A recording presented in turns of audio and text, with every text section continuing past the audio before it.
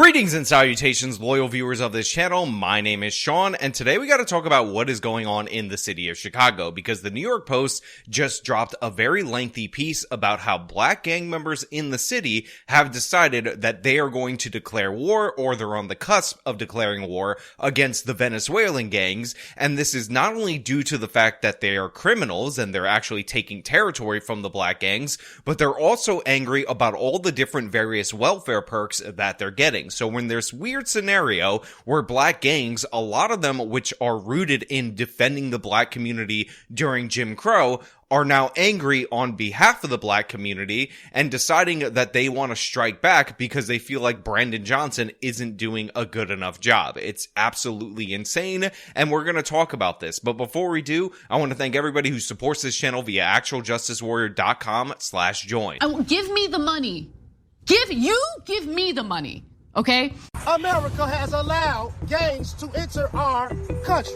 The migrants that are coming, they're taking over every block right now. The city of Chicago is going to go up in smoke, it's going to go up in flames. So to say that the situation in Chicago has gotten intense would be an understatement. In fact, we have shown you video after video of average everyday citizens of the city enraged at the fact that all this money is being appropriated for these migrants rather than going to the various black communities who feel entitled to that money. And to be clear, if you are a black American citizen and you are dependent on government services, while I'm not generally in favor of a lot of those government services, the fact of the matter is you definitely should get them over people who are non-citizens, over people who are committing asylum fraud, and you 100% should get them over people who are members of criminal Venezuelan gangs. This is obvious. I stand with the citizens of the city of Chicago that are outraged by this, but I will point out that these are the same people, in fact, the same exact demographic that voted overwhelmingly for Brandon Johnson when they had another option, when they had an opportunity for change,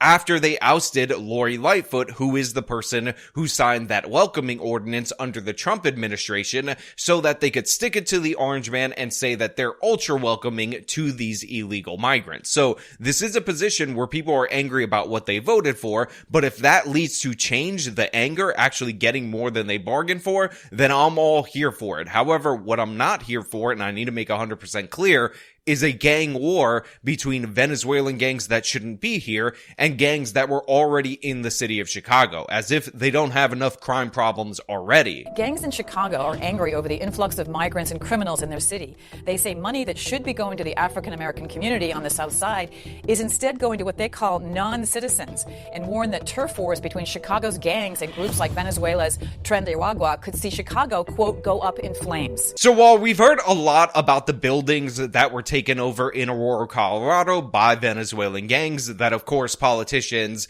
say is happening, they acknowledge that they have police reports of this gang activity going back a year. We also have video of the gangs breaking into apartments, residents that have fled the apartments saying that the gangs have taken over, a maid from the apartment that was actually robbed and forced to turn over keys to the gang members, and all that other stuff. This is also happening in Chicago, and unsurprisingly, they're also denying this is happening in Chicago. But the fact of the matter is, the people who live there, the people who are on the streets, are seeing these Venezuelan gangs grab increasing amounts of territory, and very notably, there was that office building that was occupied by these Venezuelan gangs, as well as a bunch of other various abandoned and non-abandoned buildings.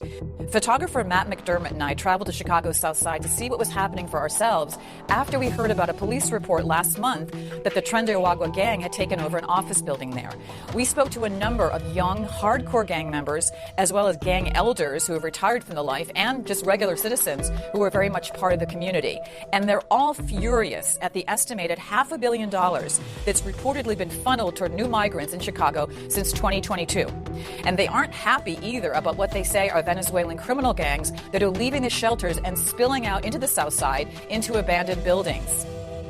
I spoke to Tyrone Muhammad of Ex-Cons for Trump, who runs a street patrol and violence prevention program. He's gone straight since his days as an enforcer for the Gangster Disciples. So I wanted to leave this portion of the segment in so you guys can understand the angle or the bias, whatever you want to call it, from this particular perspective. Because here you have a guy who is a former gang member. He's a former disciple enforcer, whatever that gang is, I'm not familiar, in Chicago, but he has gone straight. He's actually a part of an organization called Ex-Cons for Trump. So obviously we're in a situation where this guy has decided to take up an alternate political ideology to a lot of people there, but due to the fact that he is a respected gang elder who is able to leave the game, he actually has respect in the community and a pulse on the community. On top of that, he's running one of these violence prevention organizations, and he's talking about the ever-increasing tension in this community. And again, this is somebody who would typically deal not with Latin gangs,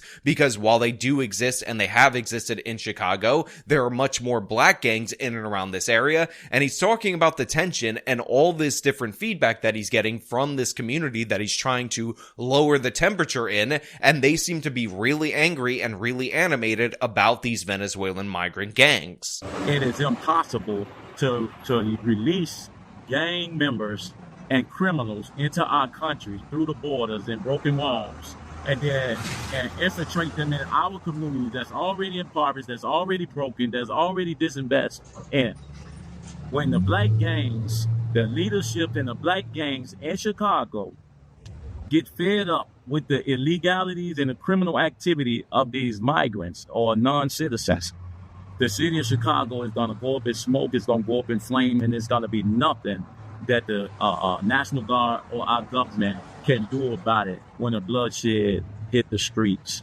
Blacks against migrants. Look, there's a lot of truth in what this man is saying, and by the way, we have precedent for it that is often not covered by the mainstream media, and a perfect example of this is the Latinization of the neighborhood of Compton in California. During the period of time where Hispanics started to take over that particular area or certain sections of that particular area, there were a bunch of different various reports of random acts of gang violence against black people that were not necessarily affiliated with gangs. This was done as a mechanism in order to intimidate people who live in this particular neighborhood, and we're already seeing the Venezuelan gangs kind of follow suit in that as they're preparing to go up against the black gangs in order to take over the south side of Chicago. So we're watching this occur in real time, the setup for this, and the gang leaders from these black gangs are ready to go to war with these individuals, and considering the violence of Latin gangs,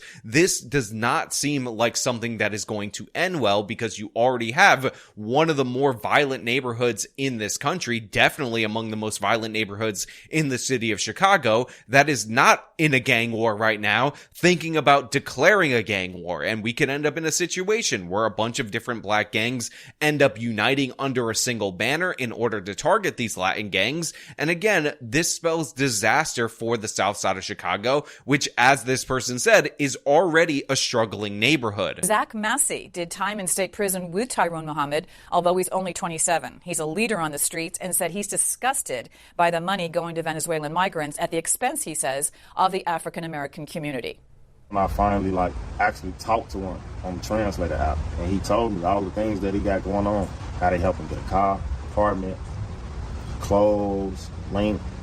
So it's just like, I just be looking at it like, they ain't got no social security number. Where they come from?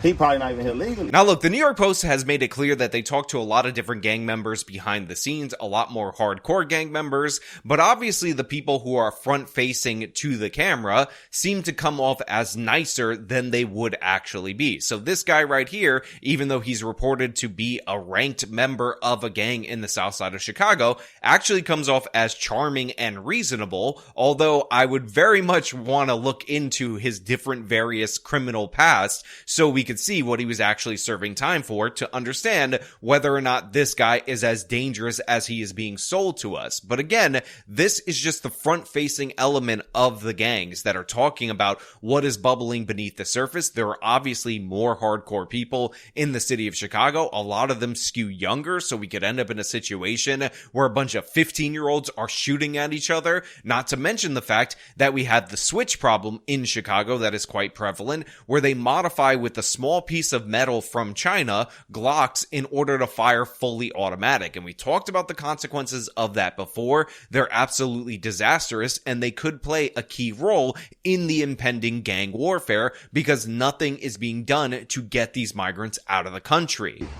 They get right here, they get quick housing, quick funding, food. They get cars with no license. They can't even read English and stuff like that. So they get all these perks when they get here, and we still here starving. So what we gonna do about it?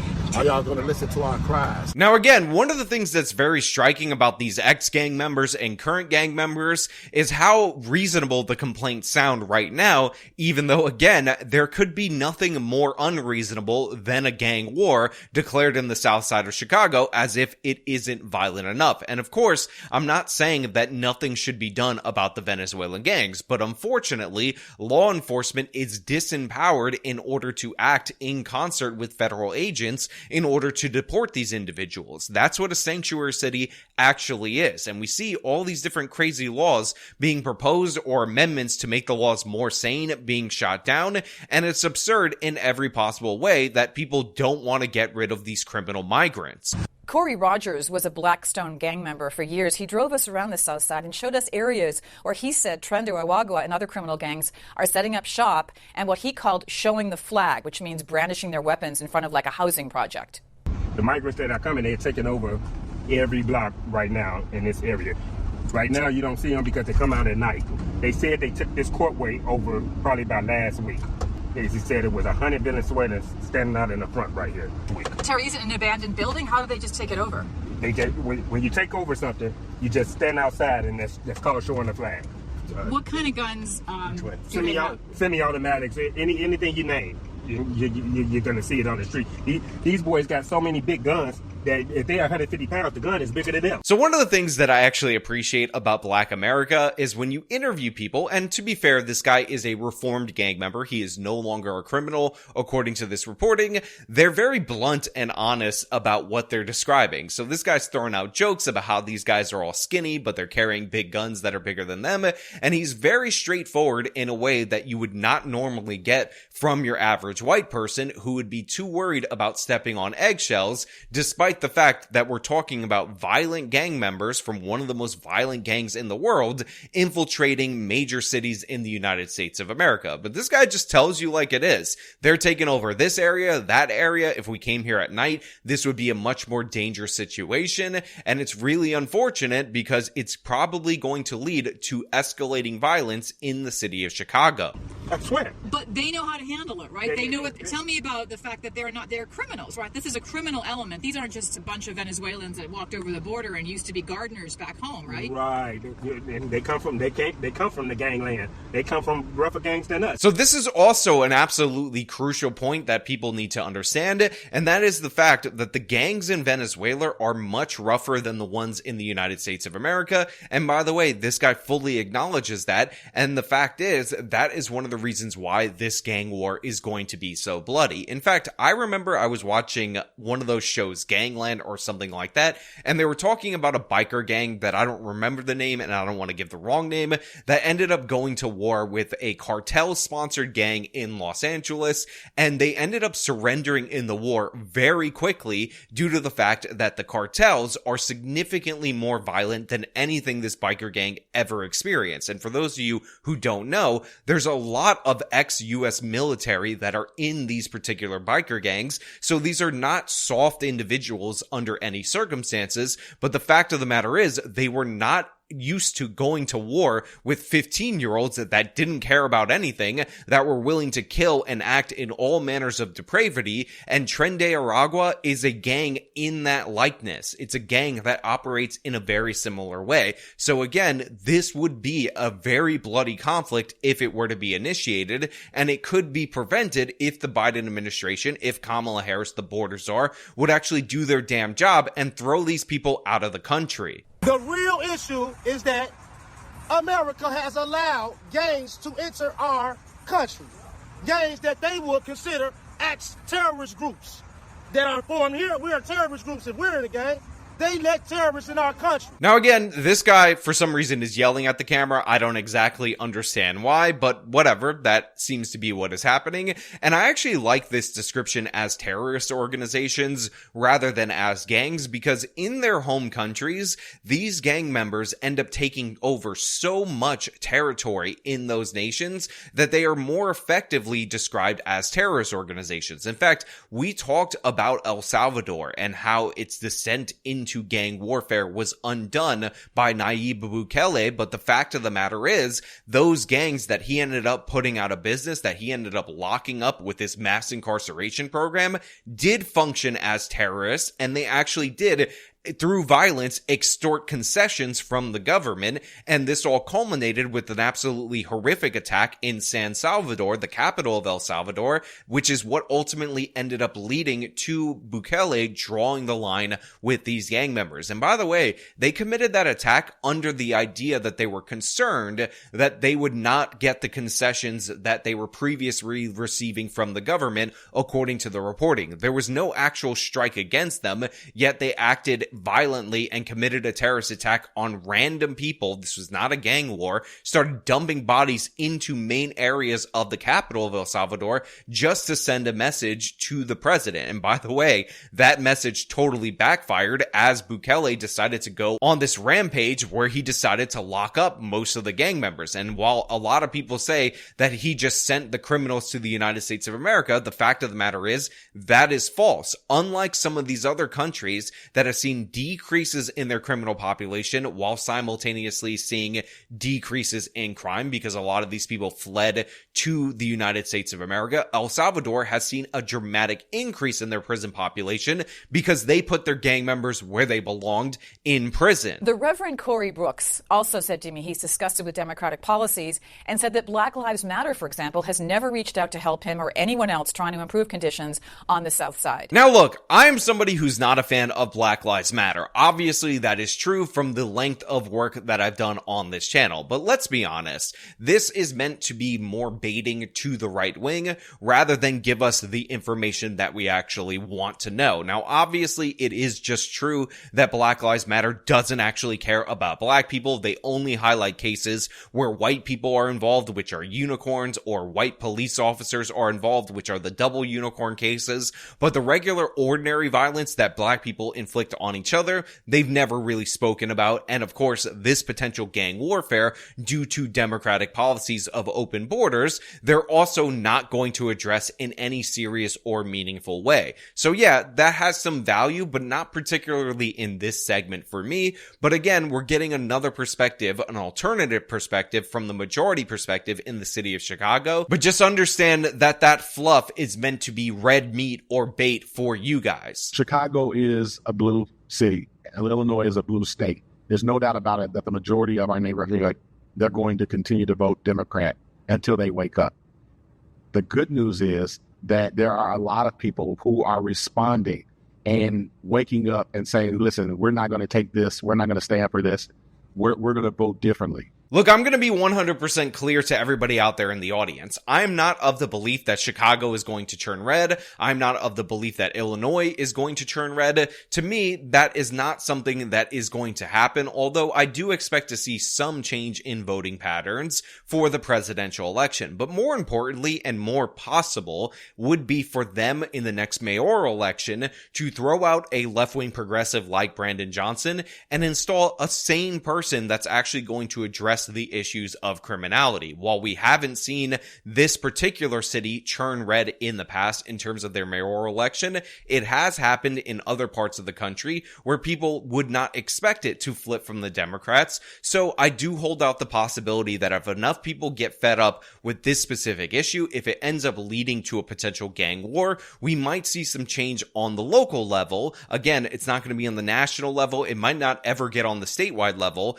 in order to get some better policies, at least for a limited period of time. But this, to me, is just a pipe dream. And honestly, the incorporation of Trump, other than to talk about how he differs from Kamala Harris and Joe Biden on the border issues and on deporting these people, it's not really all that relevant. It's not really something that's very interesting to me. And of course, if Trump does get into office, if he's actually the president, we'll go back to the period of time where every Democrat at every level runs against the evil orange man. But yeah, the potential for a gang war between black gangs and Venezuelan gangs in the city of Chicago is objectively disastrous. It is something that we need to monitor. It is something that we need to worry about. And we've actually already seen some petty skirmishes between the two that lead me to believe that this is entirely possible. And other cities with other gang cultures are also a ticking time bomb, because whenever you have a new kid on the block, that is going to wreak havoc. And by the way, we might actually see them start to wreak havoc within the Latin gang community before it ends up spilling out to them fighting with the blacks. But you know what? Those are just my thoughts. I want to know what you guys think down in the comments below. If you like the video, show them by leaving a like, subscribe for more content, follow me on the social medias, support me via the support links in the description of this video. This has been me talking about a terrifying prospect for the city of Chicago. Till next time.